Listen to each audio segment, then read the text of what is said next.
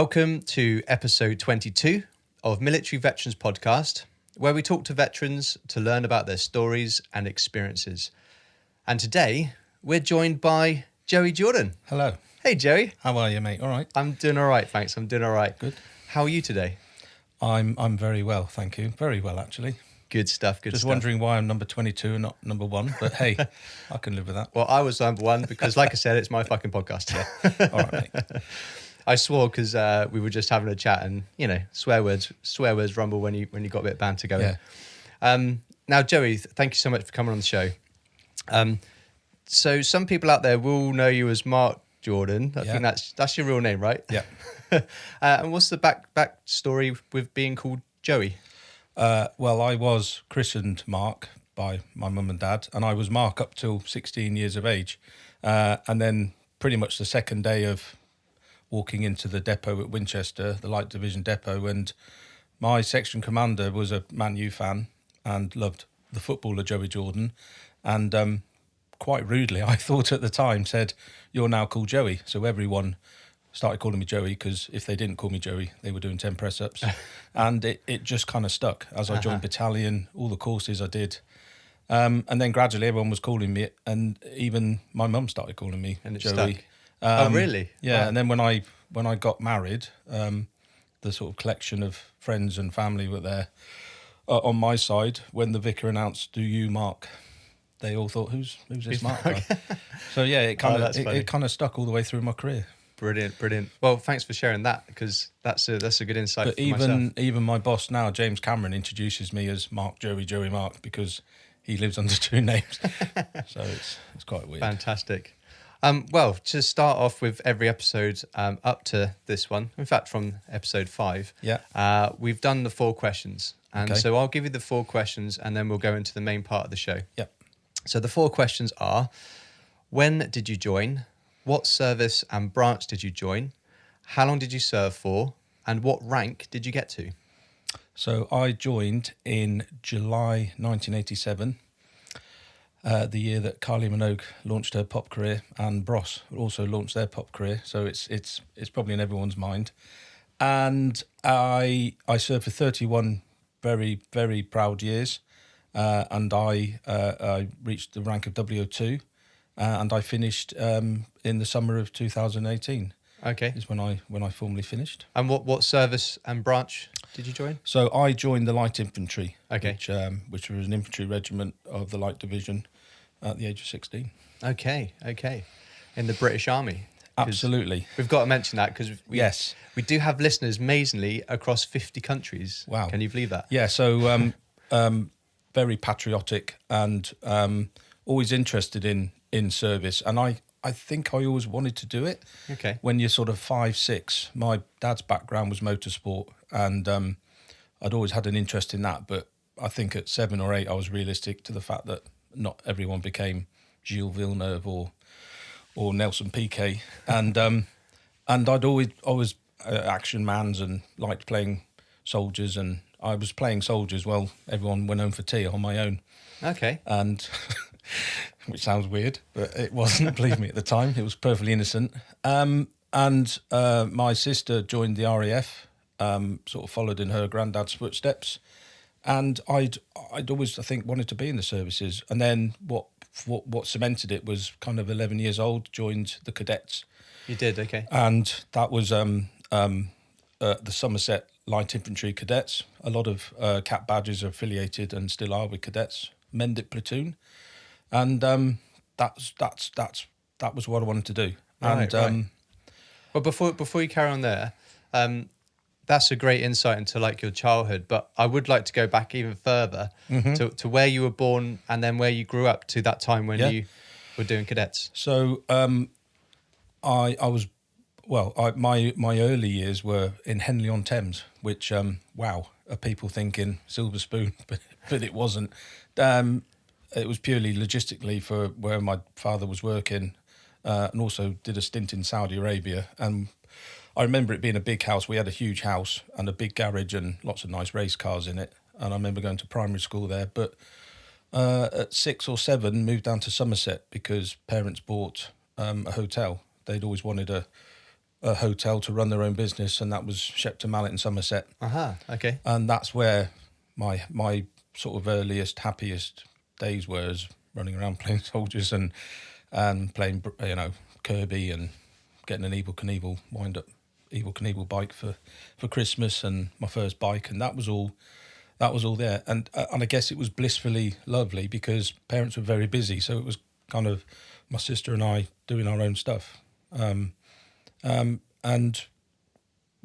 think they tried to educate me by sending me to a very expensive private school, which didn't work out. And so my fondest years were when I went to a comprehensive school. Okay. That's where I was settled and really due to be, skiving off and smoking behind the bike sheds. And that was all in Somerset, yeah? Yeah, that was the schools in Wales, the Blue School in Wales. Yeah. Which I achieved pretty much, to my parents' horror, pretty much bugger all at school. But the interesting thing is I'd already been accepted for the military and had my date and done the Oath of Allegiance and gone to the careers office. So when I sat down on my French exam, I just put my pen down and walked out. Really? Okay. With fuck you in French, which I can't remember now. So the teacher went, "Where you going?" I went, "I'm going to join the army." That's crazy. And ironically, I think I did have some intelligence, but it just was hard to get out of me. Yeah. But when I sat the entrance exam, I achieved a very good score, which was all, if you turn this clock, which way will it end? It was all those kind of problematic solving and some basic general knowledge. So the recruiter sat me down and went, you've actually achieved a really good score. You could look at sort of some of the good corps and the trades. Engineers were mentioned, and go off and be a mechanic and join the REME. And I was adamant I was joining the infantry because that's what I wanted to do. So he was still trying to persuade me, saying, "No, you've got a really good score. You're in the sort of, you don't have to follow that route." And I went, "No, that's what I want to do." Okay. And I did. That's interesting. So sorry, before you carry on, I don't know if you are aware of this, but I was brought up in Somerset as well. Oh, yeah? So Yeovil, just down the road from Shepton Mallet. So that's a crazy small world, right? Yeah, that was the. I mean, you had various places. Bristol, Bath one way, but Yeovil was the place where you went for.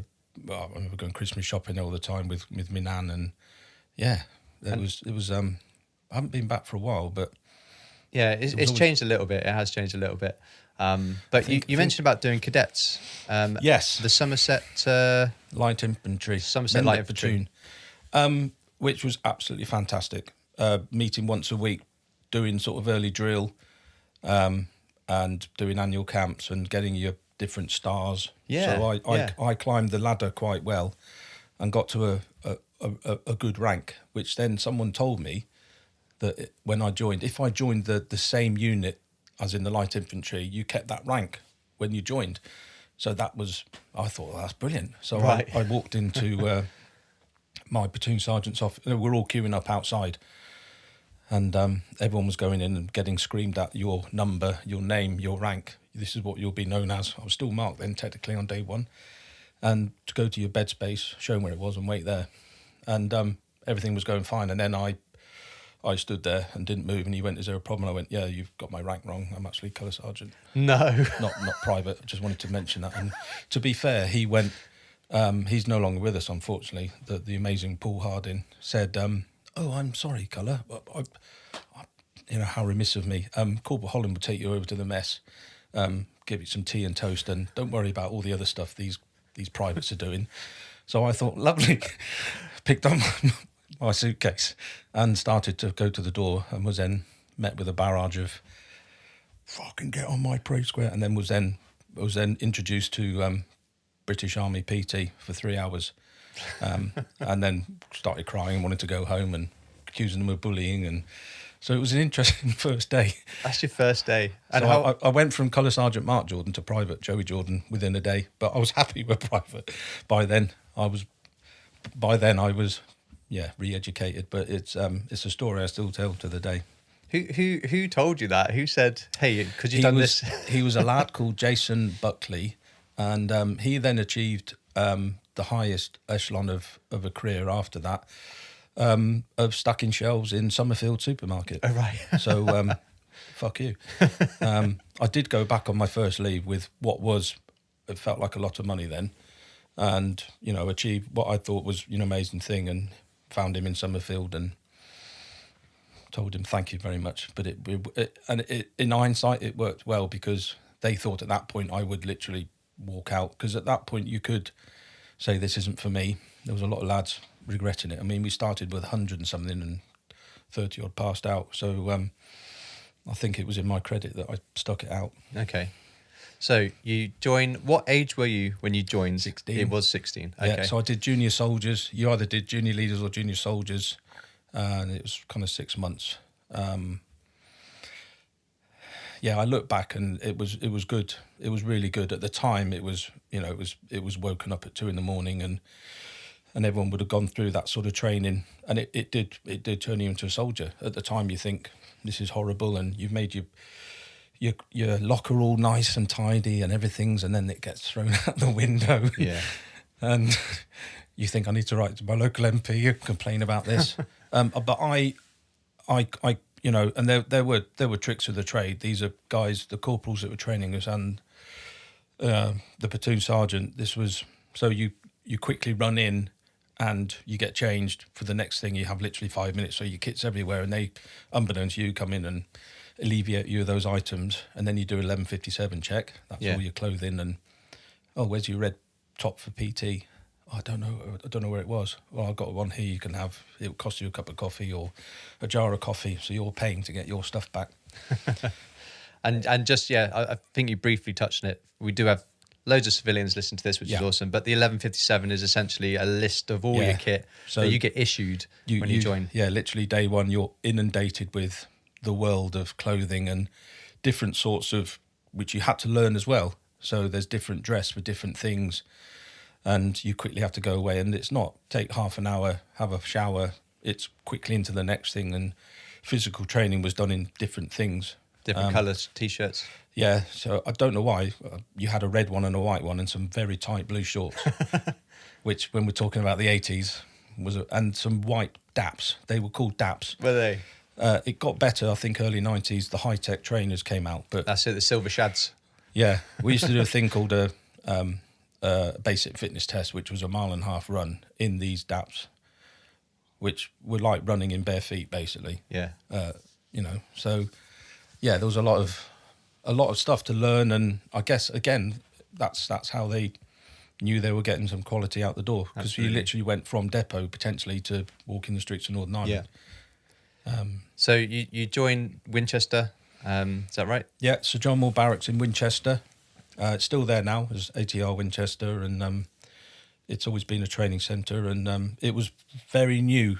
It literally opened, I think, in 1986, so it was brand new and very, very clean and tidy, and because we spent most of the time picking up leaves and sweeping the grass, but it was brand new, and I went back in later on in my career, but at the time I absolutely loved it. And despite being brought back down to earth and not being actually a colour sergeant, did you find training fairly easy, from doing cadets? Yes. No. Yes and no. Not at the time. I certainly wasn't the fittest, and I joined slightly podgy. Right. So I've gone a full circle. But yeah, I mean, there was a lot of physical training. I mean, you're doing 4 or 5 different things a day, runs carrying stretchers and logs and stuff you wouldn't normally do. So I got my physique pretty quickly, and and then I was quite lucky because I knew the drill, not only drill but the light division drill, which is quicker than heavy drill, light drill and heavy drill. So quicker marching and quicker sort of steps and words of command, and picked it up quite quick and actually got best of drill at depot. Well done. Thank you. So yeah, I really enjoyed it, and there were 2 of us running for best recruit, and on the final exercise, you do 3 exercises, and it's all development and building. We were pretty much put in command appointments, and I remember being in a trench system and controlling fire and basically being in command of my section. So my section commander, the corporal, took a step back, and we were split down to 2 sections then because there were less of us. And Yeah, so really, really enjoyed it. Very cold, very wet. Sounds like you did well though in basic training. Yeah, no, really, really enjoyed it. Didn't regret. Probably the first day I had. Yeah. Maybe the odd second thought, but no, really, really good. So you mentioned light infantry, and excuse my ignorance.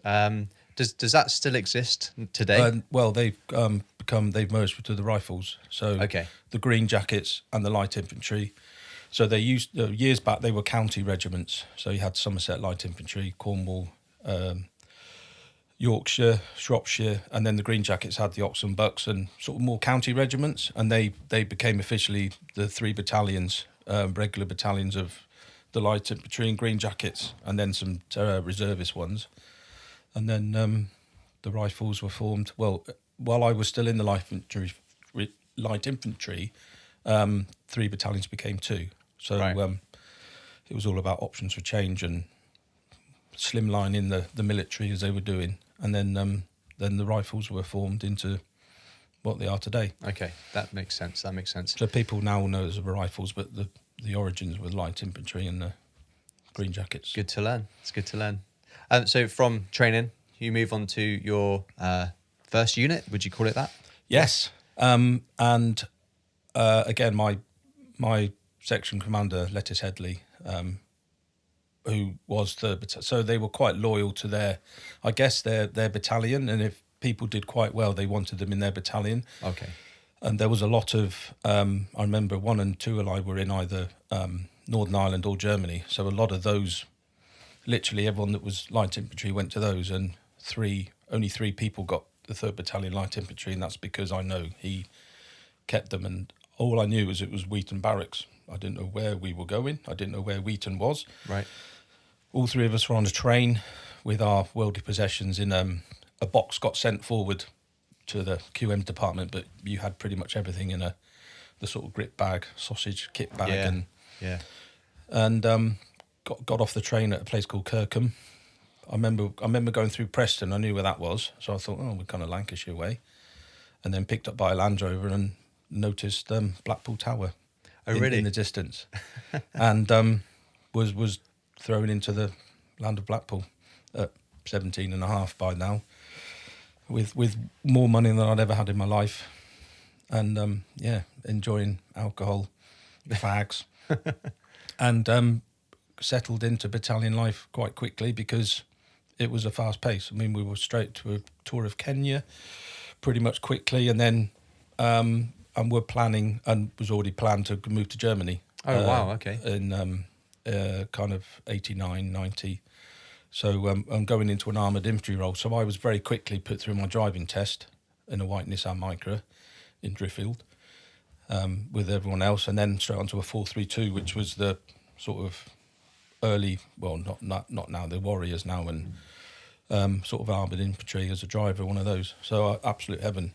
To a car, to a small, my boss will kill me now, a small tank. With no turret. With no turret and no big gun. Sorry, Jim. Was amazing, Yeah. and then off pretty much off to Germany. Okay. So Kenya, how long was you out there for? 6 weeks. 6 weeks. Okay. That was absolutely fucking horrendous. Was it? Yeah. How come? Well, because our commanding officer, his grandfather had taken a group of men and walked a certain thing, and he wanted to replicate that, and we didn't really know why. So we would literally tab in every day in the heat, and apart from when you were on R&R, it was replicating what his grandfather had done. Right. So it's like doing a bit of extra training out there in the heat. I mean, there was a lot of live firing, a lot of wild animals. The platoon sergeant had a red magazine, so we were all blank firing, but he had live rounds in case there was genuine. Some call signs were charged by elephants, and there was. But you'd literally lie in your sleeping bag and hear the distant roar of a lion and think, Jesus. Yeah. And I remember we walked past. There was quite a famous film, BBC, David Attenborough, and it was like a watering hole, and it was all infrared and very technical at the time. And we were every sort of platoon had a guide with it, so they couldn't get lost or eaten by something that was very poisonous. But there was a lot of snakes, and so all the briefings before we went were saying if you got bitten by this snake, you basically had like 2 minutes to live, and Wow. Yeah. So a couple of guys woke up on top of scorpion beds, and one woke up Jeez. with a very large snake wrapped around his leg, who crawled into his sleeping bag. So he was woken up for stag, and it was I can't move, I can't get out. Yeah, whatever, get up. I generally can't move. So the sleeping bag was cut open, and A snake. the guide was relieving the snake of its head quite quickly. Yeah, Jeez. I remember a place called Archer's Post, which was exceedingly hot, but it was all building up to a sort of section platoon. So building up in numbers to a company, and then the whole battalion with all its assets, mortars, and mate, that's the biggest thing I've done so far. It was all live firing and proper shit going off, and Yeah. Sounds like another proper wake-up call to I mean, it infantry. generally was the biggest thing I'd done, and sort of put in, because although the training was good, it was always blanks, and it was Brecon, it was small, it was just to get you the skills. But this was big. This was every asset, you know, the mortars, the anti-tanks, everything firing at night, tracer, and it's just like, wow, this was still hot, but Yeah. really, really good at the time. That was my first big thing I did, and it was like big boy stuff. You know, you are given your own, you know, pack your kit. If you forget anything, that's your fucking lookout. So Yeah. it was sort of left to your own kind of. So yeah, really, really good. And then quite quickly off to Germany, which was Allenbrook Barracks in Paderborn. And I remember the night we got there, I was we were the first few in. So you obviously fly in different sort of groupings, and the QLRs were just leaving and decided to burn the brand new naffy down as we left. So thank you, the QLRs, Queen's Lancashire Regiment. That's what it was, Queen's Lancashire Regiment. So it was literally a purpose-built brand new naffy, and they decided that it wasn't going to come to us. So, but again, that was really good. Lots of adventure training, skiing. And your first time going to Germany, I'm guessing? Yeah. I'd been to Austria with the cadets. Right. I'd experienced Lederhosen once in my life. Okay. Which I don't want to talk about on camera. No, I'm joking. But yeah, generally, again, big stuff. Training areas where some of the audience will know, sort of Saltar and big areas, and then Canada. So from Germany, you'd go to sort of Canada, Bathurst, which is miles and miles of On a training exercise, yeah. Yeah. The first one I went on was Medman 7, which was bitterly cold, and exactly Halloween, the temperatures went down to the sort of minuses, went from being quite nice to absolutely freezing, and it felt a bit like survival at times, because you wanted to, the expression is man up, didn't want to appear cold, but all your mates are thinking it as well. So that was a time we didn't really talk about things. Yeah. But at the time, nowadays you go, fuck me, it's cold. Yeah. But then it was just, no, I'm hard. But no, really good times. And the start of many, many tours of Northern Ireland. Okay. So just to clarify with timings, is this around 1990? So if you moved out there in 89 to Germany, then you went to Bathurst? Yeah, 90, and then I think 91 was the first Ireland tour, West Belfast. Okay. And if we're talking about wake-up calls, yeah, that was quite weird.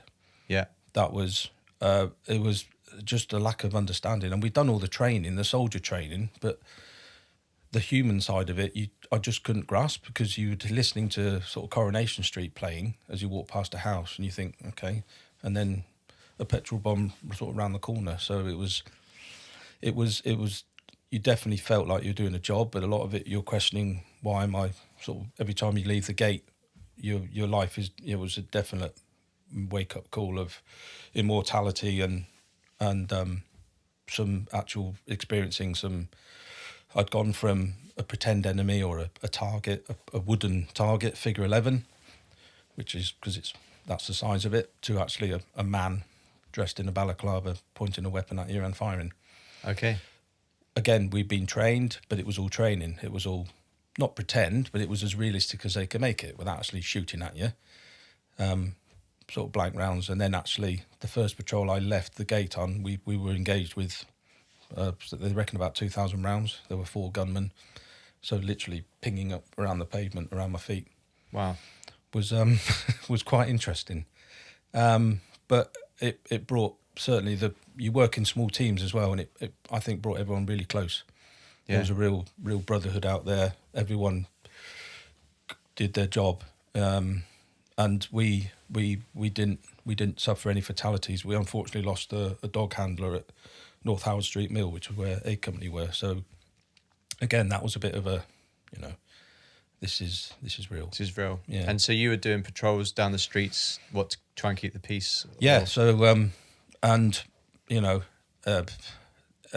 so you depending on where you're going, because you've got Protestant area and the Catholic areas, and Okay.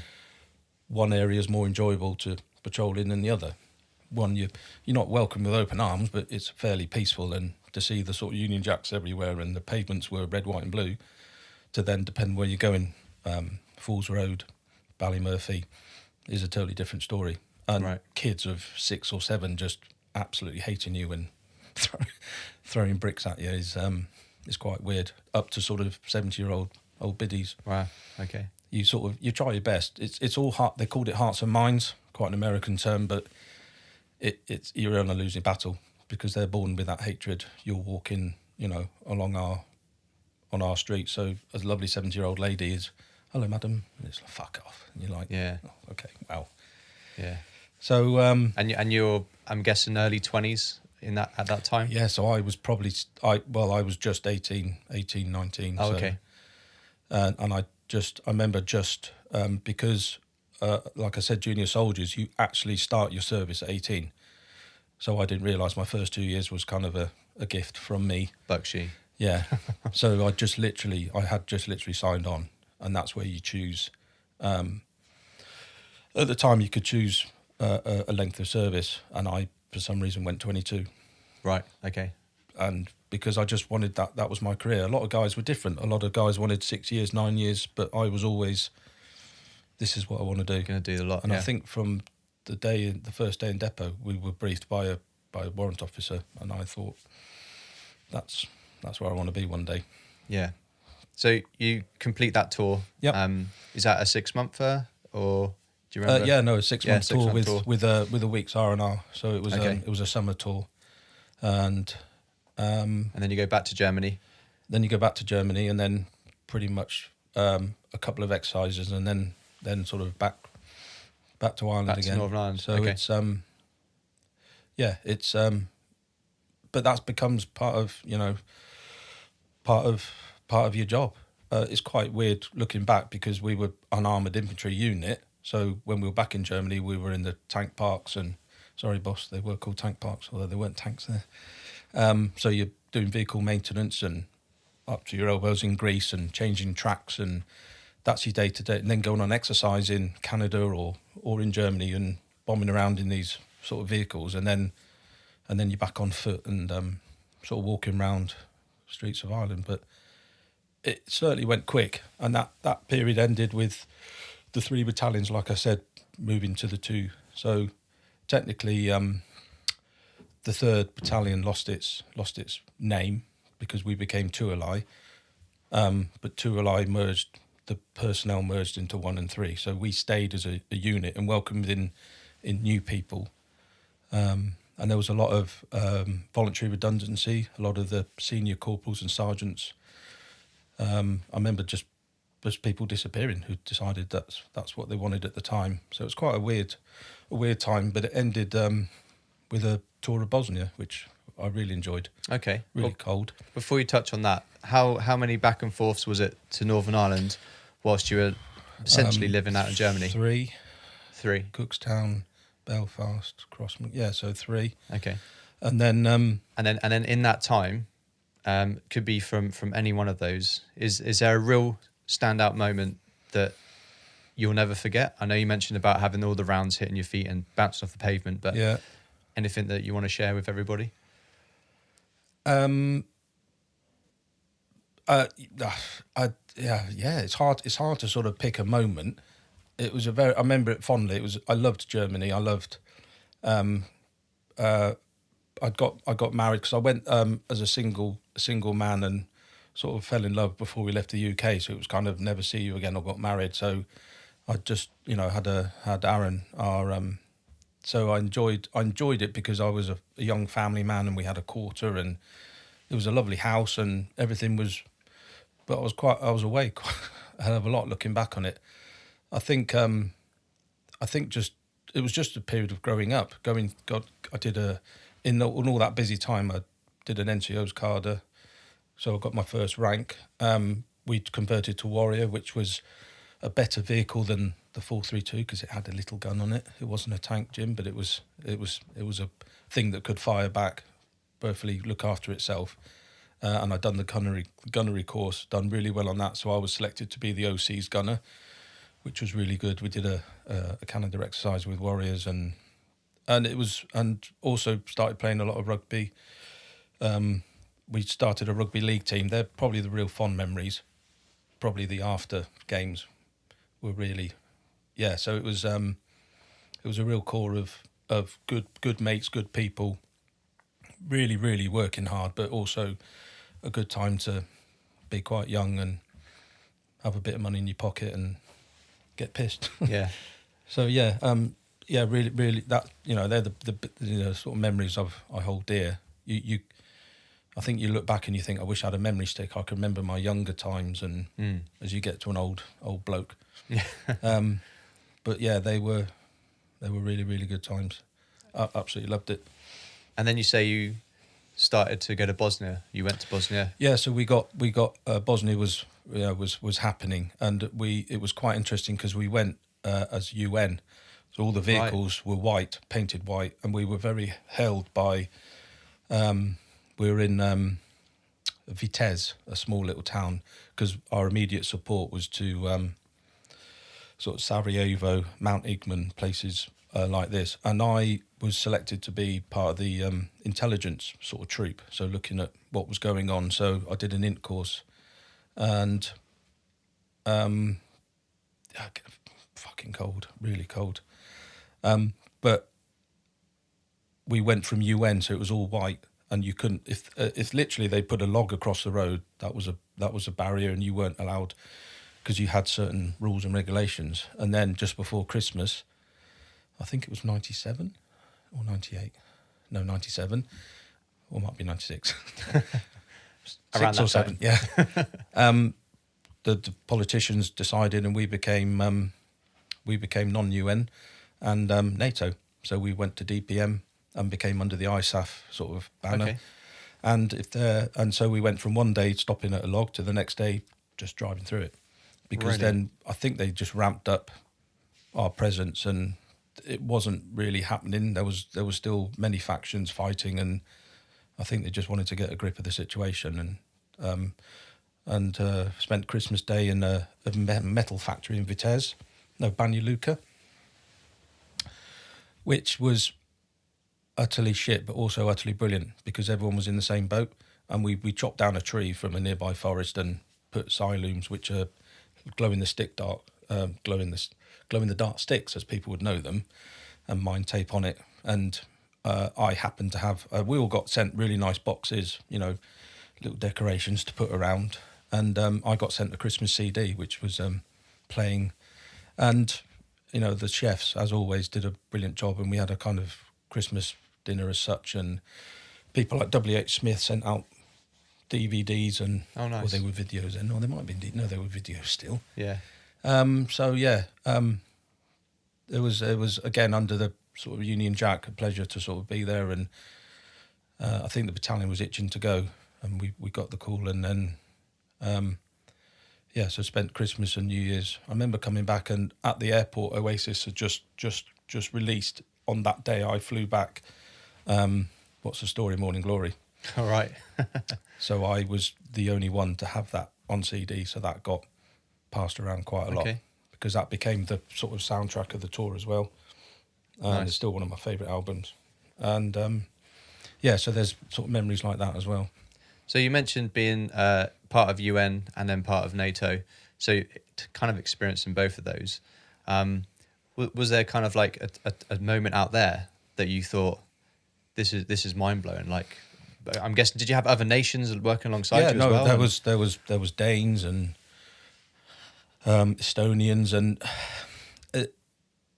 it was still good to be there. But while we were under NATO, it was a kind of, you're wearing a blue UN beret, and it felt a bit weird, like you were more a sort of plaything, something to be moved around, a presence almost. not really your day-to-day soldiering, and then to sort of paint those wagons DPM green and black and brown after being white was pretty good. And then then we really got on and did some, return fire when needed. And although we didn't have it wasn't anything like an island tour where every time you leave you're expecting to get shot at or blown up. And I think the situation when we were there was starting to steady off. There was still some pretty horrific things. The three sides were just basically murdering each other, weren't they? And mass graves, and it was pretty horrible, but a really enjoyable tour actually. So was it mainly to keep the peace out there, or was you going to sort of so things we definitely went up. We moved, like I said, from Vitesse to Banja Luka. We were moving, holding a sort of ground, and basically a deterrent, and it did stop them. Okay. We didn't really get any contacts, and life was quite normal. There was a lot of stagging on and a lot of patrolling, but downtime was good. Christmas was mixed emotions. I think it was the first tour I've been away from Christmas, and having a young lad and all the rest of it. But no, it went pretty quick, as tours do. You think they're going to go on forever, but 6 months is half a year, but it goes quite quick when you're there. Were you staying in tents out there, or what was you staying in? So it was quite weird because it was a big metal factory, and inside were tents. So right, okay. And then we'd kind of done the soldiers' version of electricity, where we all plugged off one plug, and it daisy chained to something like 48 extension leads going to because each tent had one plug. So the signals had been round, the raw signals had been round and laid, and one plug wasn't enough because someone wanted to watch something or plug in your Razor or whatever. And then they came down and did an inspection and said, no, this is absolutely awful. It's very unsafe, and we'll have to go back to this way. And then within about half an hour, everything blew. No. Of the proper way they put it in. So we went back to our way and everything worked. No one electrocuted themselves. But someone came out and said the whole metal infrastructure was alive with a small current running through it. Yeah. Which it was like a big X-ray machine, basically, but it was fine. I mean, it was comfortable, and a small put-up bed, a cot bed and sleeping bag, and that was it. And you mentioned it was really cold. Through the winter was... Do you remember what it got to? Yeah, sort of minus 17. Some of the wind as well, and we had a vehicle on the front gate, and you did turns on stag in that, and that was. I mean, you were wrapped up. They had the best issue kit they could, but everyone had what we called Gucci kit, non-issue. So you had a kind of jacket, but everyone was getting buffalo shirts and Helly Hansons. They were the things to have, and. You were wrapped up as much, but it was just freezing for 2 hour shifts. Yeah. And literally looking out down a road going, wow. And then I also got Cranberries, No Need to Argue. And that album was a bit of a light relief. So a bit of a music guy then as well? Yeah, no, absolutely. Always loved my music. That's good. So just to let everybody know that's not used to terminology from the military, Gucci is like fancy kit that you might pay your own money for. It's not made by Gucci. No, it is linked to that famous fashion brand. You're welcome. If there's but it was a term somebody would have come up with. Yeah, probably a para somewhere. And went, I'm going to get some Gucci, and it's you're right. It's just better than the issue. Yeah, just want to make sure people don't think that we're wearing that kind of stuff. I mean, the big ones were boots. Boots were. That's it. Yeah. Everyone was getting their own boots. Sleeping bags was a big one, and something to keep warm in as well. Yeah. So you finished Bosnia, back to Germany. Yeah, and then to Northern Ireland for 2 years this time. So for 2 years, you either do a 6-month tour, which is in a smaller base, or a 2-month rulement tour they called it. So you were the presence for 2 years at Palace Barracks. Okay. Which was more everyday life. So companies went on different sort of leads of readiness, and if you weren't involved in sort of guarding the place or patrolling, or there was time going. We used to go to a forward base in Gurwood. You were doing courses or on some leave back in the UK. So, yeah, and got second stripe while I was there. So I got promoted to corporal. So that was quite good. And at the time I was single and living in and was on far too much money. I didn't say it at the time. But wasn't able to spend it because you couldn't go out all the time. And Right.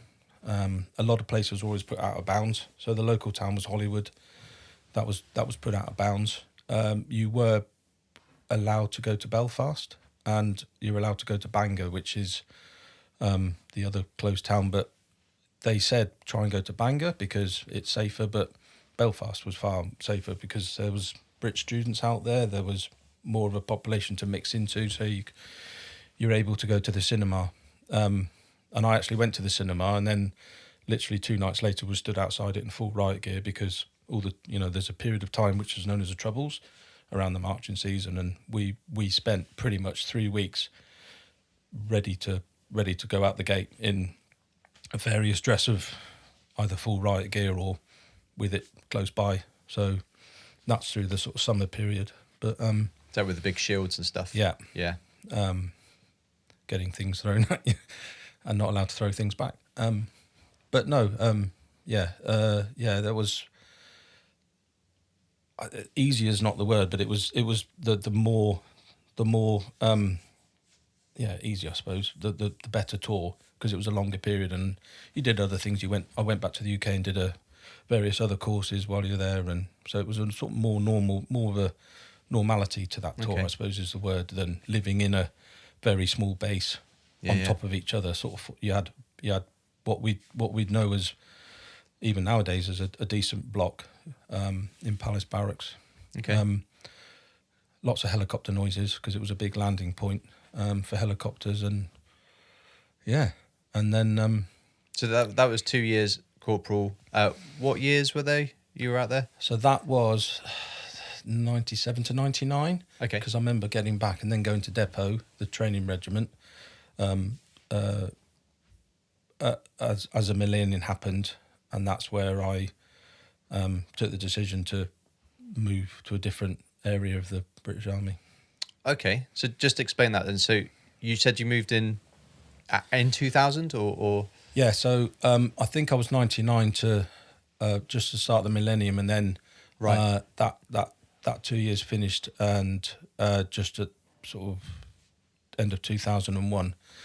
And while I was there, I unfortunately separated from my first wife, and we had a young lad, Aaron, and I was conscious I wanted to spend more time with him, not be a distant dad, be sort of see him quite regularly. And they were living up in Lancashire, and I was hoping to transfer within the Light Division to, at the time, were the 1st Battalion Royal Green Jackets, because they were based in Weeton Barracks, where I started in 1987. Yeah. And was pretty much turned down. So I was quite pissed off about this, felt it was unfair, and my next door neighbour at the time, because although I wasn't married, they'd give me a house as well, which was lovely. And I still don't know why they decided to give me a house. I just got a phone call one day and saying, when can you come and sign for your house? So I went, tomorrow. And it was cheaper than living in the block as well. He was the RAWO, which is a Regimental Administrative Warrant Officer, who looked after all the admin there. And he said, just think about maybe you could achieve it if you transferred into the AGC, the Adjutant General Corps, Staff Personnel Support, and there's certainly more opportunities. And I can't guarantee you'll go exactly where you want, and they were very welcoming of what they call transfer-ins. So you can either join as a private, do their training and then their specialised training, or they would take in corporals, sometimes sergeants, because they wanted that bit of experience From other parts, from cat badge infantry and stuff. background, and on my. So I said, yeah, I was still very much in love with the British Army. I didn't want to leave. At no point I thought, that's it, I'm getting out, I want to do something else. But it was certainly a welcoming new challenge, and went off to Worthy Down and did a retraining. What year was that then? So that was 2001. That was 2001. Okay. And it was kind of split because I was a transfer in, whereas the someone joining from day one would do what they call the Class 3-2 clerical course, and then they go out to their unit they're joining and get some experience. And about a year, 2 years later, would go back and do the Class 1. But they kind of, because we were older and had some experience, I basically did them back to back with just Christmas in between. And on my course, I think of about 12, there were, I say 8 transfer in, so corporals, and it was definitely a switch from what had been the pay corps and, you know, fucking Clark has got my pay wrong and all this kind of stuff to a change. And it was a term used for soldier first. So they wanted the clerks to be seen as someone that could lie in the trench and fight whoever was coming over. And then when that battle was won, could then go back and make sure everyone was paid and had everything. So it was quite appealing to me in that way. And I did, so the career was split in half, and I loved the first part of the infantry, but the second half was, I saw a lot more of the British Army and more of the world, and went on a lot more tours, which I probably wouldn't have done, which I did really enjoy.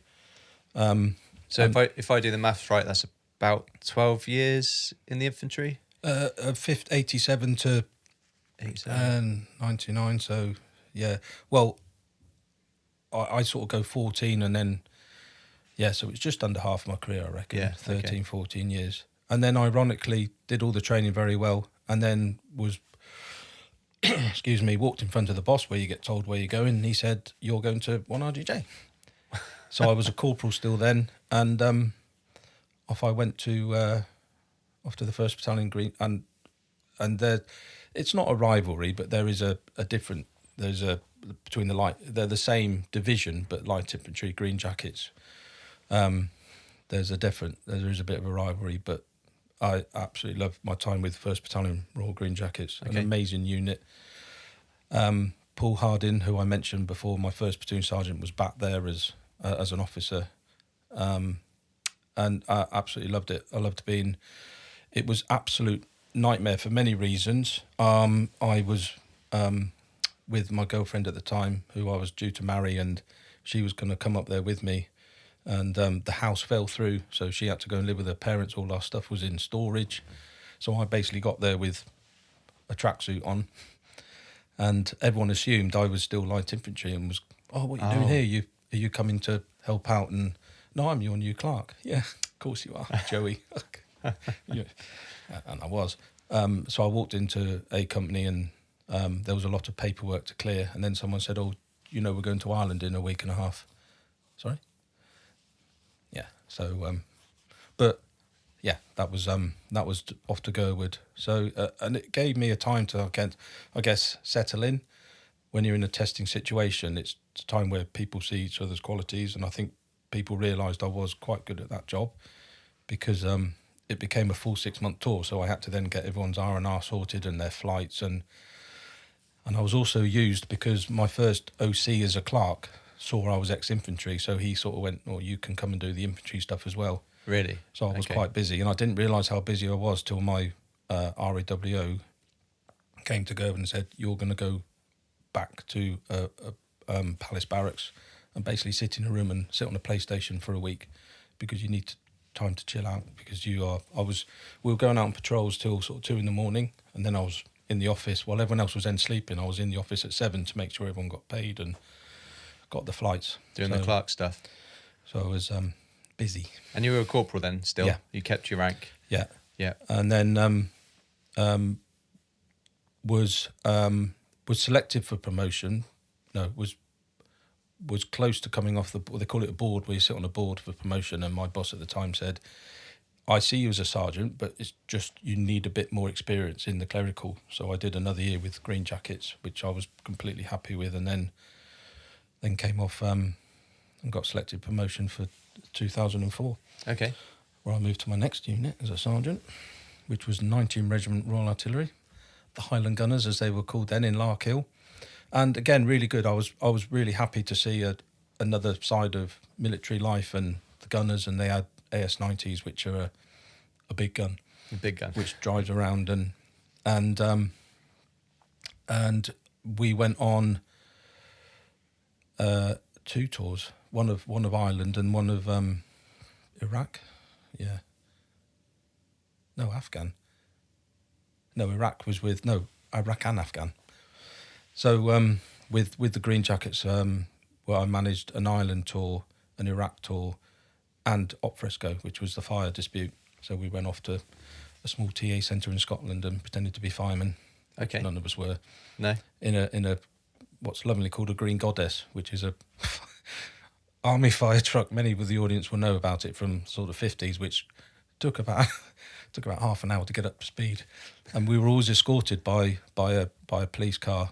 And the first time we left the gates, and it was someone had got back from the pub and left the cooker on and was in tears on the garden because his 12-year collection of porn had gone up in flames. This lovely Scottish man going, "Oh, me wank mags are gone," and all this. And we found it hysterical. But we were never allowed to be what a fireman does. We weren't allowed to go into the building, and our first priority was to save life if we could do. But it was a kind of a weird time. We'd done a bit of training, and then we left the gate, and this police car shot out, and then had to wait down the road for about 20 minutes for this very old truck to catch up. But yeah, an interesting. So all that was in the Green Jackets, and then 19 Regiment was a tour of Iraq, Afghan. I keep getting them mixed up. So you did Iraq with the. So Iraq was with the Green Jackets. It was with the Green Jackets. Yes. Okay. And that was because we were on Spearhead, which is there's a unit in the army that's always sort of ready to go and has done a bit of training, has basically got its kit packed and been inspected and can be deployed anywhere at any time. And